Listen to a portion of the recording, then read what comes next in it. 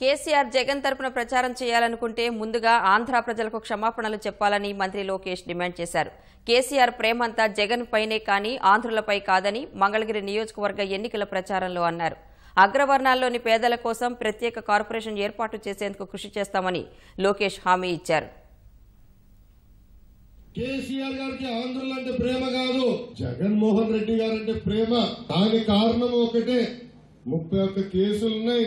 నుంచోమంటే నుంచుంటాడు, కూర్చోమంటే కూర్చునే వ్యక్తి జగన్మోహన్ రెడ్డి గారు. కేసీఆర్ గారు ఒక లక్ష్యం పెట్టుకున్నారు, ఎట్టి పరిస్థితుల్లో పోలవరం అయ్యేదానికి లేదు. ఏదైతే 30 మండలాలు మనకు వచ్చినాయో అవి తిరిగి తెలంగాణకు ఇవ్వాల లక్ష్యం ఈ రోజు జగన్మోహన్ రెడ్డి గారు. కేసీఆర్ గారు ఏకంగా లేఖ రాశారు కేంద్ర ప్రభుత్వానికి, మచిలీపట్నం పోర్టు తెలంగాణకి ఇవ్వాలంట.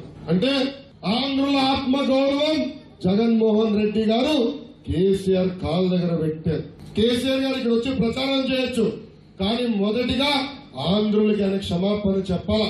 క్షమాపణ చెప్పినండి బహిరంగంగా వచ్చి ప్రచారం చేయండి తప్ప ఇట్లా రహస్య ఒప్పందాలు పెట్టుకుంటే ఆంధ్ర జాతి ఊరుకోదు. మిమ్మల్ని తరిమి కొట్టే రోజు వచ్చారు. ఇక్కడున్న వైకాపా నాయకులు నేను చెప్తున్నా.